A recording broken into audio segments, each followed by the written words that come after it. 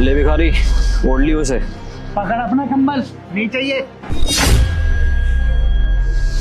अबे ओए, पागल है क्या तू?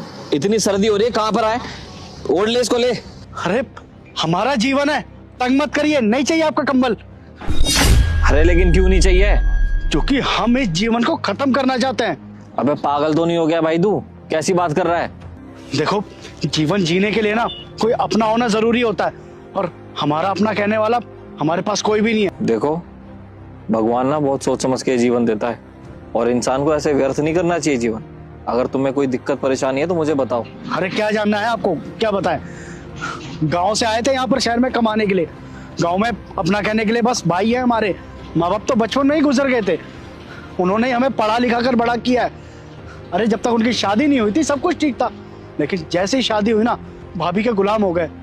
हमेशा हमेशा ताने मारती थी कि दिन में 4-4 बार खाता है, लेकिन कमाई धमाई कुछ करता नहीं है। फिर एक दिन उन्होंने हम पे गलत इल्जाम लगा दिया।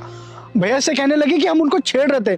भैया को भी लगा कि हम उनके साथ ऐसा घिनौना काम कर रहे थे। बस भैया उनकी बातों में आ गए। उन्होंने बोला कि आज के बाद तू इस घर में नहीं रहेगा, और हमें निकाल दिया। हम भी बड़े शौक से बोले कि मर जाएंगे लेकिन इस दहलीज पे कदम नहीं रखेंगे। 1-2 दिन गाँव में ही रहे और देखा कि शहर में कोई नौकरी है या नहीं। उसी समय हमें कोई नौकरी मिली साहब। बस हमने उसका फॉर्म भर दिया। उन्होंने हमसे 15-16 हजार रुपए मांगे थे। अब हमारे पास जो भी कुछ बचा कुचा पैसा था हमने सारा बेच दिया। हमको लगा कि यहाँ पर आके नया नौकरी करेंगे और अपना जीवन बिताएंगे, लेकिन बस में ही हमारे साथ कुछ ऐसा हो गया कि हमें कुछ समझ में नहीं आया क्या करें और क्या नहीं। अरे हम सो रहे थे तभी बस में से कोई हमारा सामान चुरा के भाग गया। अब साहब उठे तो देखे कि हमारे पास हमारा एक को बैग नहीं है। क्या करते कुछ समझ में ही नहीं आ रहा था। जैसे तैसे शहर में पहुंचे और लोगों से 15-20 रुपए उधार मांग के उस कंपनी में गए। वहां पर कोई कंपनी नहीं था साहब।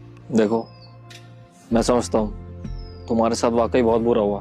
बेटे, अगर अभी कोई लड़की इस शॉट में डांस कर रही होती तो तुम सब खुशी खुशी लाइक सब्सक्राइब कर देते, लेकिन आज मेरे लिए नहीं करोगे क्या? और कमेंट में मेरे स्वामी श्री राम का नाम भी लिख देना। तुम्हारा आगे का समय अच्छा। लेकिन इस तरीके से अपना जीवन खराब करना ये सही नहीं है। देखो, तुम्हें काम मिल जाएगा। और काम से याद आया, तुम यहाँ पे काम करने आए थे ना, तो तुम पढ़े लिखे भी होगे। हाँ साहब, ग्रेजुएशन कर रखी है हमने।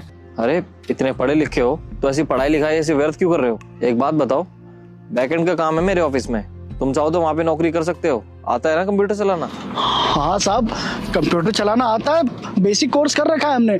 तुम्हारी नौकरी मैं लगवा दूंगा, और 20,000 रुपए सैलरी होगी तुम्हारी। रहना खाना जो है कंपनी देख लेगी। बताओ, मंजूर है तुम्हें? मंजूर है हमें।